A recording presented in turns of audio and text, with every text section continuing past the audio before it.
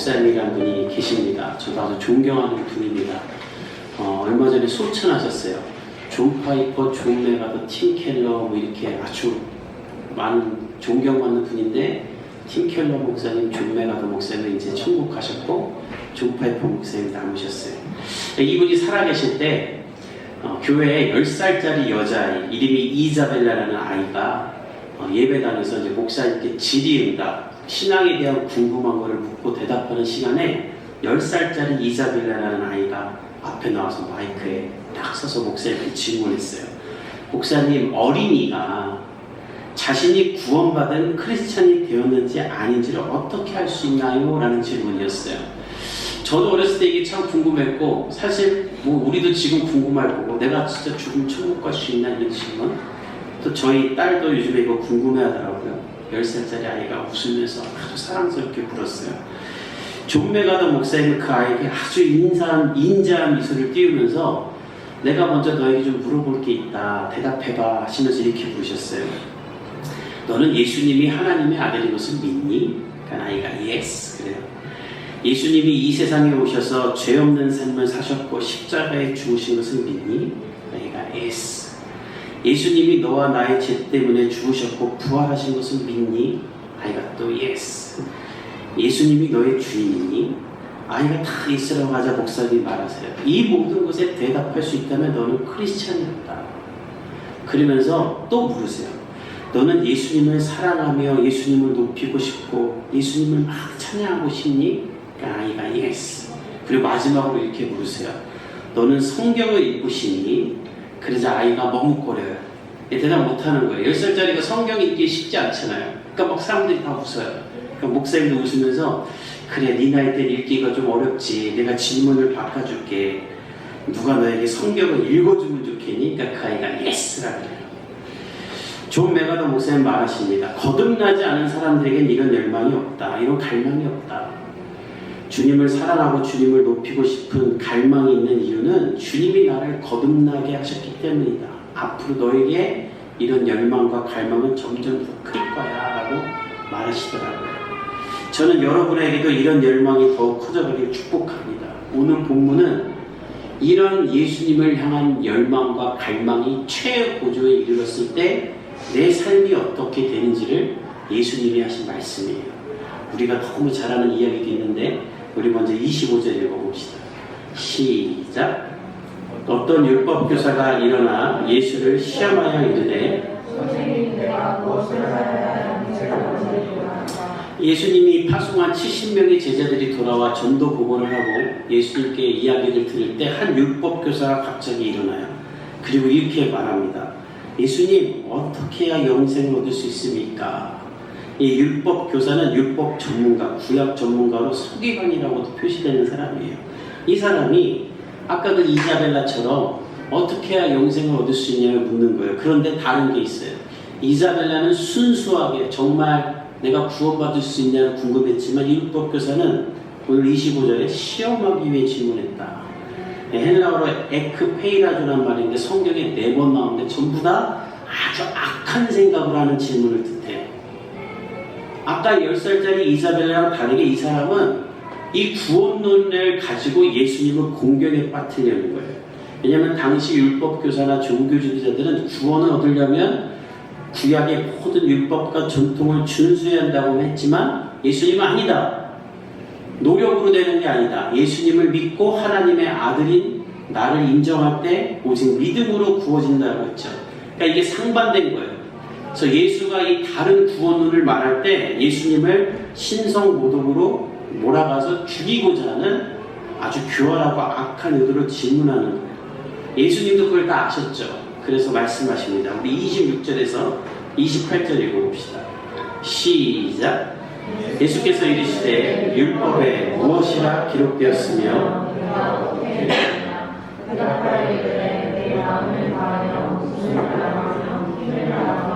뜻을 다하며 주 너의 하나님을 사랑하고 또한 내 이웃을 내 자신같이 사랑하라 하였나이다.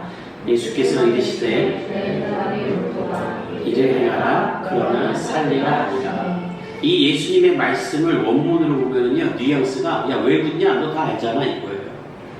그러니까 여러분, 예수님이, 우리가 예수님께 뭘 질문할 때 그냥 좀 믿음이 연약해서 의심이 들고 불안해서 또 하여튼 그런 걸로 질문하면 예수님이 우리를 이렇게 용납하시고 안아주시고 우리를 따뜻하게 대답해 주시지만, 이 율법학자처럼 악한 마음으로 시험하면 예수님도 좋게 말하지 않으세요. 왜냐하면 이거 하나님 대적하는, 사단이 광야에서 예수님 시험하듯이 하는 질문이니까 예수님도 그냥 그렇게 말하는 거예요. 너 다 알잖아. 너 다 알면서 나한테 나 공격받으려고 묻는 거잖아. 네가 말해봐라. 예수님 그렇게 하는 거예요. 그러자 이 율법학자는 기다렸다는 듯이 말해요. 신명기 6장 5절과 레위기 19장 8절을 이용하여 내 마음을 다하여 목숨을 다하여 힘을 다하여 뜻을 다하여 주 너의 하나님을 사랑하는 것과 이웃을 사랑하는 것입니다. 그러니까 이게 정답이었어요. 십계명을 압축한 내용입니다. 또 예수님도 마태복음 22장에 가장 큰 두 계명이 이것이다 라고 말했죠. 그러니까 이 율법학자는 정말 율법학자라고 불릴 만큼, 이름도 안 나와요. 그냥 율법학자야. 그렇게 불릴 만큼 정확히 알았어요. 문제는 이걸 실천하는가, 알기만 하는가, 아니면 정말 하나님 사랑하고 이웃 사랑하는가의 문제죠. 그래서 예수님이 말한 거예요. 잘 안 해.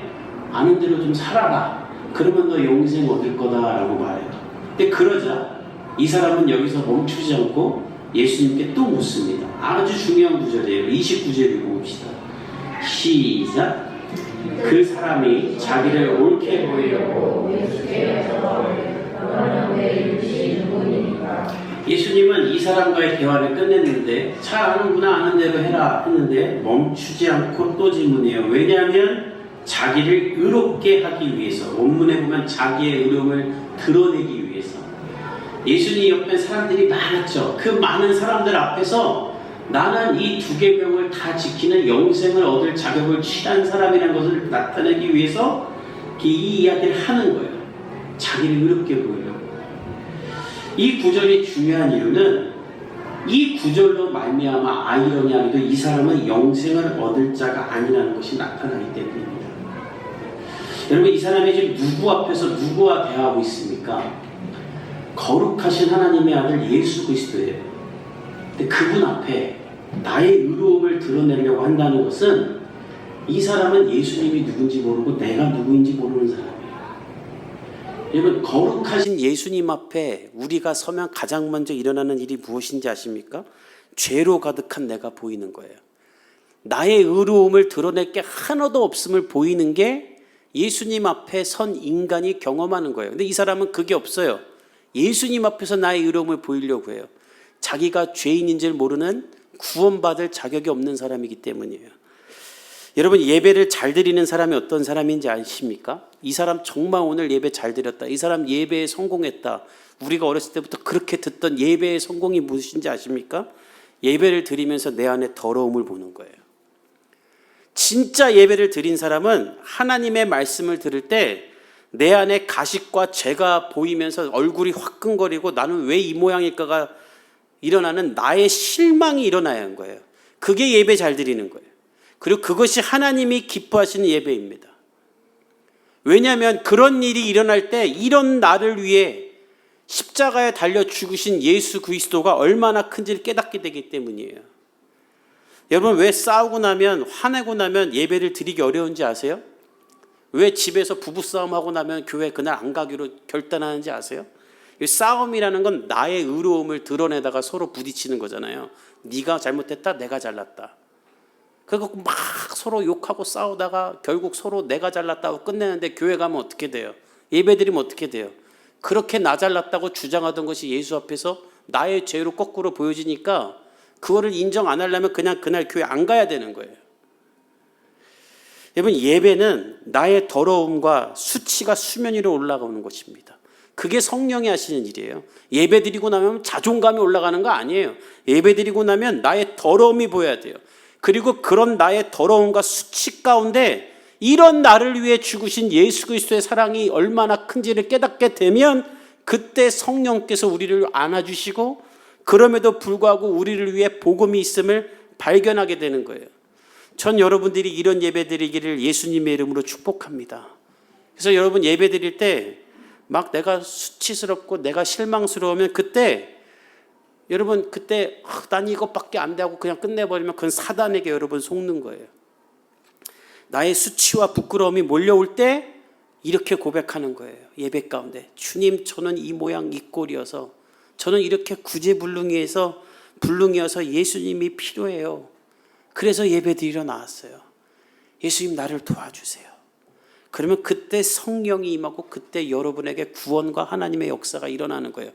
저와 여러분의 예배, 우리 복음의 교회 예배가 이런 예배가 되기를 예수님의 이름으로 축복합니다. 오늘 우리 대표기도를 구경 형제가 했는데 오늘 아침에 대표기도문을 보는데 제가 너무 감사하고 은혜가 받은 건 이 대표기도인데 거기다 자기 죄를 다 적어놨어. 그러면서 이런 제가 대표기도를 할 수 있어서 감사합니다 이렇게 적어놓은 거예요. 그래서 제가 다 지웠어요. 구경아, 교회를 대표해서 내가 기도니까 이건 굳이 안 해도 된다. 근데 그걸 그렇게 고백하고 싶다는 거. 누가 요즘 내 죄를 그렇게 말합니까? 성령께서 하시는 일인 거예요. 저와 여러분에도 그런 일이 일어나길 축복합니다. 율법학자에는 지금 이런 마음이 1도 없어요. 감히 어디 예수님 앞에서 자기 의로움을 드러냅니까? 근데 교회에도 이런 사람들이 있거든요.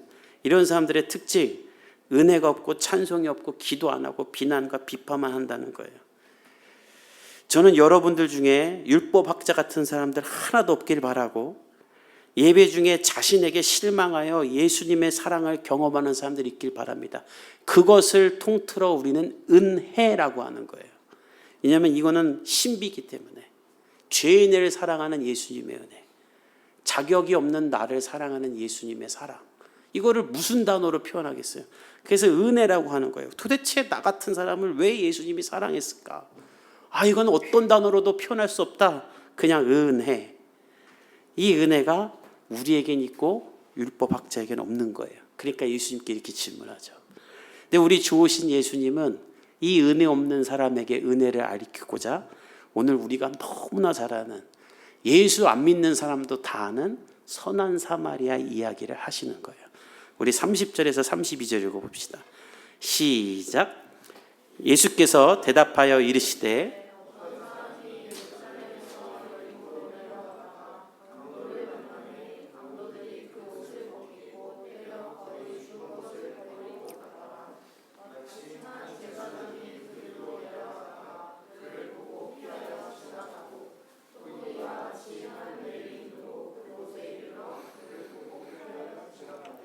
율법학자는 내 이웃이 누구입니까? 라고 물어요. 나는 이웃 다 사랑했습니다. 근데 이웃이 그럼 누구입니까? 이웃의 범주를 묻는 거예요. 하나님이 이웃을 사랑하라고 했는데 어디까지가 내 이웃입니까? 왜냐하면 유대인들은 같은 유대인만 이웃으로 여겼어요. 이방인들, 다른 나라 사람들은 다 이방인이다, 구원도 못 받는다 말하고, 특히 사마리아 사람들은 우리 얼마 전에 봤었지만 그 마을은 돌아갈 만큼 인간으로 취급도 안 했죠. 경멸했어요. 이 사람은 예수님을 시험하기 위해 어디까지 그러면 우리가 사랑해야 됩니까? 그리고 어디까지 사랑해야 영생을 얻을 수 있습니까? 라고 묻는 거예요. 이에 예수님이 당시 아주 빈번했던 상황을 가지고 예화를 드신 게 오늘의 본문인데, 한 사람이 예루살렘에서 여리고로 내려가다 강도를 만나 죽게 되었다. 죽기 직전이 되었다. 예루살렘이 해발 760m 고지대에 있다고 합니다. 우리 아차산 정도 더 높은 거죠. 그리고 사람들, 특히 제사장들과 레위인들은 낮은 지방, 해변보다 250m 남은 여리고에 많이 살았대요. 그러니까 성전으로 예배드리러 갈 때는 올라가는 거고, 예배를 마치고 내려갈 때는, 집에 갈 때는 내려가는 거죠. 오늘 보면 예루살렘에서 여리고로 내려가다가, 그러니까 유대인 중에 한 사람이, 이방인들이나 사마리아인들은 예루살렘에서 예배 못 드리게 했으니까 유대인 중에 한 사람이 예배를 잘 은혜롭게 드리고 내려가다가 강도를 만난 거예요. 실제로 강도가 굉장히 많았대요. 예배 드리고 가는 사람들을 그래서 막 빼앗고 죽이고 그렇게 했답니다. 그래서 이 사람은 죽기 직전이 됐는데, 그 사람이 죽기 직전이 되었을 때 마침 우리 시대로 따지면 목사, 예배를 예루살렘에서 인도하고 집에 가던 목사가 이 죽게 된 사람을 봐요. 근데 어떻게 했다 그래요? 보고 피해갔다. 여러분, 이게 왜 중요하냐면, 지금 만약에 예루살렘으로 올라가는 길이면 바쁜 거예요. 가서 예배 인도해야 되니까. 근데 지금 내려가는 길이면 예배 다 인도하고 지금 이제 오프예요, 오프 아니에요? 완전 오프. 여러분 제가 언제 가장 한가합니까? 주일 저녁. 근데 월요일 날 성경 공부하러 가다 고 이제 주일 저녁도 없어졌어. 아무튼 주일 저녁이 목사들에게는 가장 행복한 밤이에요. 그러니까 이 사람에겐 지금 오프예요, 완전. 집에 가서 이제 우리 따지면 넷플릭스도 보고 막 친구도 만나려고 하는데 강도 만나 죽게 된 우리 유대인, 어찌 보면 내 성도가 거기 있는 거예요. 근데 어떻게 했다 그래요? 보고 피해갔다. 왜 보고 피해갔는가? 원문으로 보면 보고 다른 쪽으로 갔다는 건데 자기 정당성을 부여하기 위함인 거예요. 내가 봤는데 안 도와주면 얼마나 나쁜 목사고 얼마나 나쁜 제사장이고 비도덕적인 사람입니까? 그런데 못 본 걸로 만들면 누가 강도 만났었어? 내가 봤으면 도와줄 수 있었을 텐데 하고 그냥 다 정당할 수 있잖아요. 스스로에게 누군가에게도. 그래서 돌아간 거예요. 보고 피하여 돌아갔다. 못 본 척하고 돌아간 거예요. 그리고 오늘 보면 레위인도 그렇게 했다. 레위인은 제사장과 마찬가지로 예배를 섬기고 백성들을 섬기고 하나님을 섬기는 사람이죠. 누구보다 너의 이웃을 너의 몸처럼 사랑하라는 말씀을 잘 아는 사람인데 도망한 거예요. 못 본 척. 우리도 귀찮은 사람이 뭐 도와달라고 카톡 보내면 알림 떠갖고 대충 내용 아는데 일부러 안 봤다가 어제 카톡 못 봤어 미안해 막 이렇게 하는 것처럼 이 사람들은 다 외면해버린 거예요. 근데 그때 유대인들이 경멸해하던 사마리아인이 거기를 지나가게 됩니다. 그 사마리아인은 어떻게 하는가? 우리 33절 34절 읽어봅시다. 시작. 어떤 사마리아 사람은 여행하는 중 거기 이르러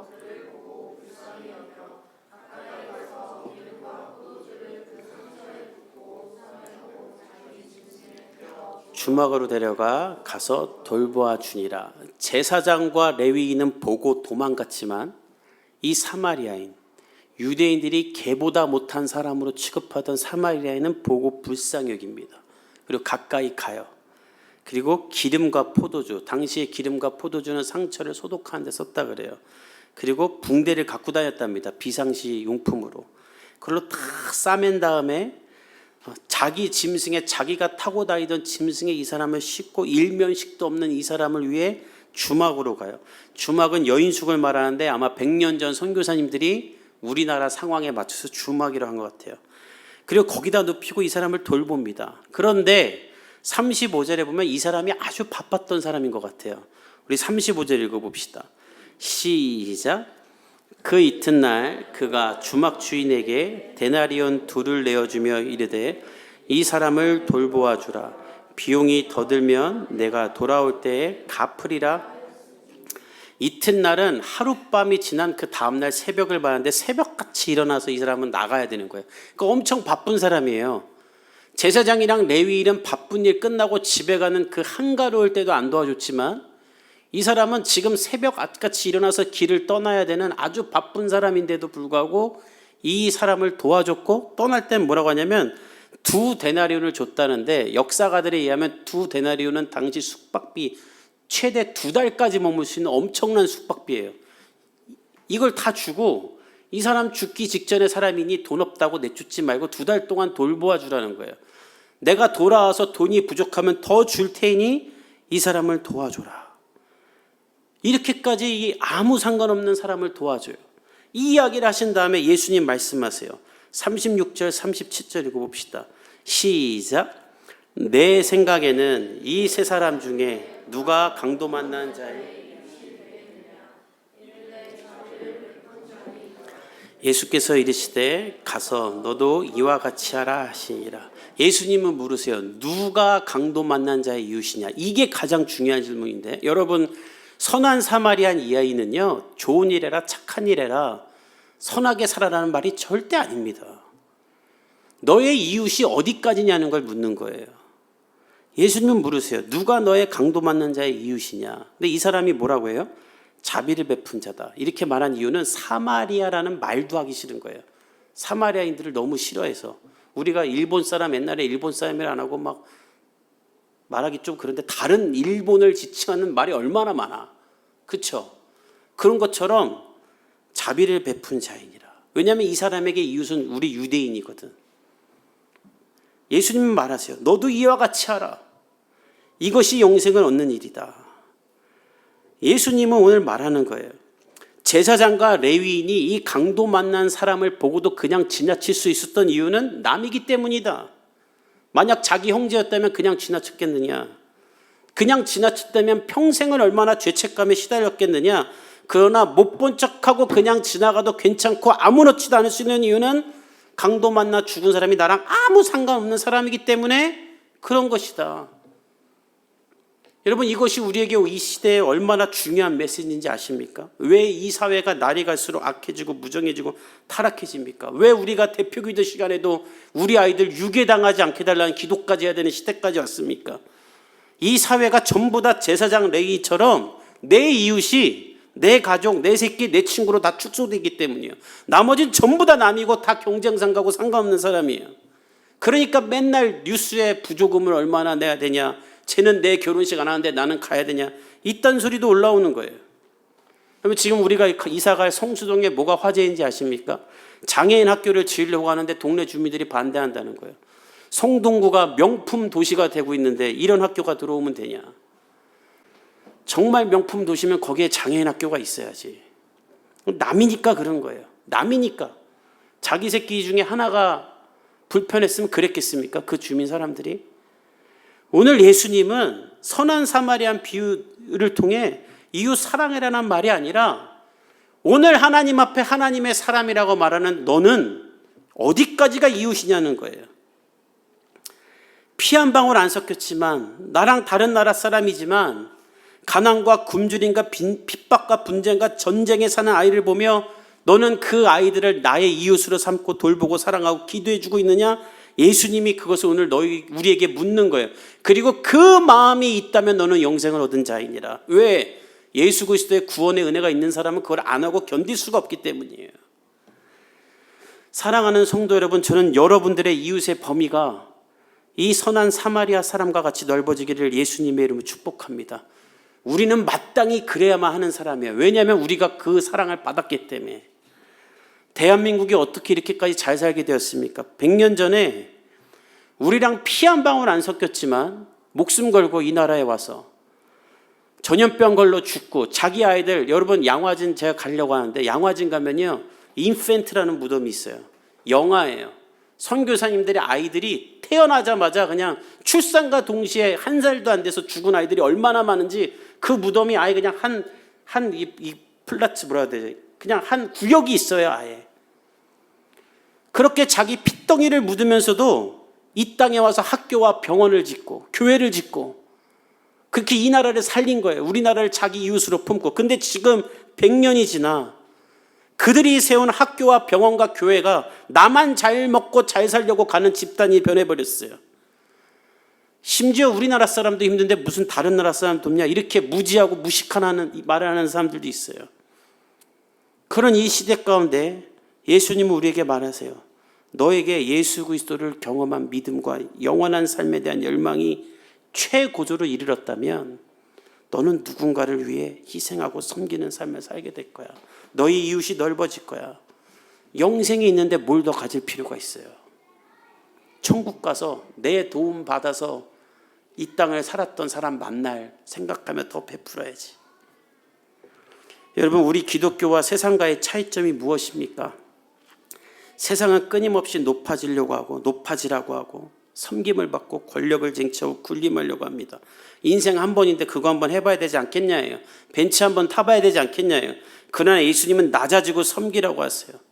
저 천국에서 하나님이 너를 영광스럽게 하실 것인데 이 땅 100년 동안 뭐가 아쉬워서 그렇게 바둥거리며 사냐. 유진 피터슨 목사님은 이렇게 말하셨습니다. 섬김은 개인이나 사회를 변화시키려는 노력이 아니다. 하나님을 찾는 행위이다. 섬기다 하나님을 만날 수 있다. 섬기는 곳에 기쁨이 있다. 섬기는 중에 하나님의 임재가 가시화되고 선물이 주어진다.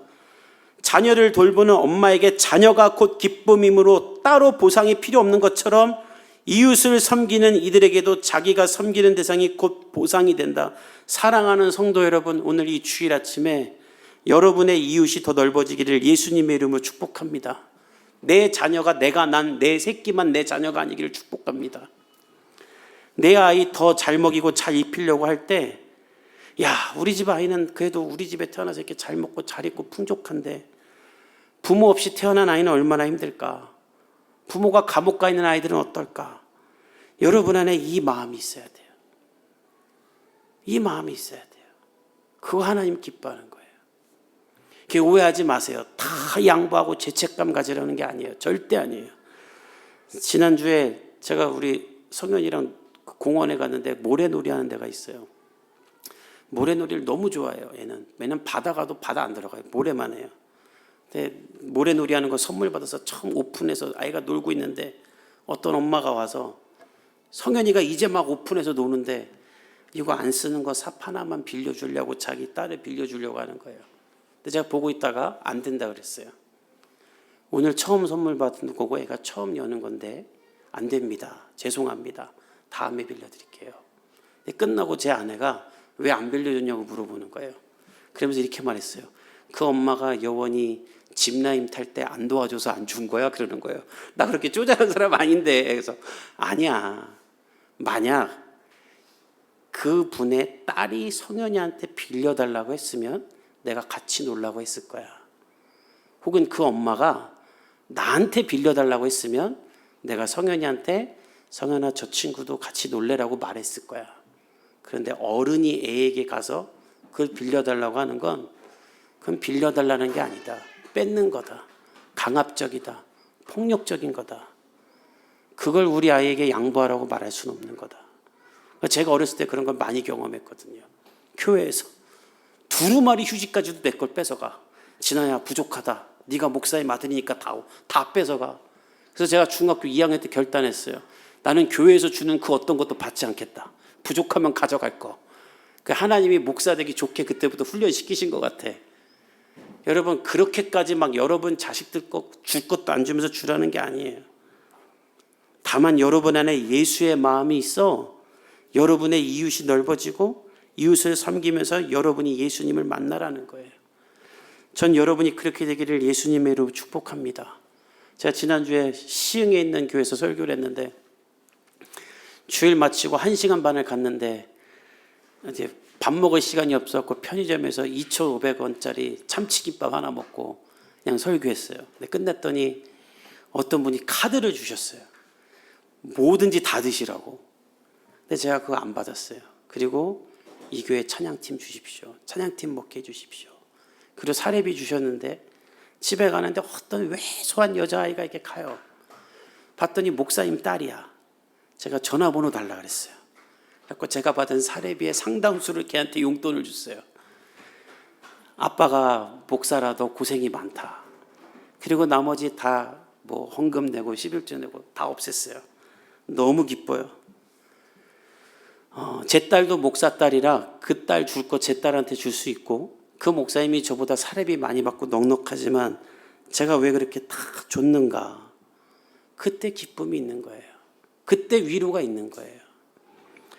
사랑하는 성도 여러분, 전 여러분들이 선교사님들을 돌보고 가난한 사람을 돌보고 강릉에 비가 안 오면 우리 동네 비가 안 와 내 아파트가 단수된 것처럼 간절히 기도하고 전쟁이 난 나라를 보며 우리나라가 전쟁이 난 것처럼 기도하는 먼저 그의 나라와 의를 구하는 사람들이 되기를 예수님의 이름으로 축복합니다. 그렇게 살면 여러분의 삶과 방향과 미래와 비전과 물질이 하나님을 향하게 되며 하나님은 여러분에게 모든 것을 주어주시고 영원한 생명과 기쁨을 주실 거예요. 하나님이 여러분을 높이실 거예요. 하나님이 여러분을 통해 구원을 베푸실 거예요. 여러분의 삶이 그렇게 되기를 예수님의 이름으로 축복합니다.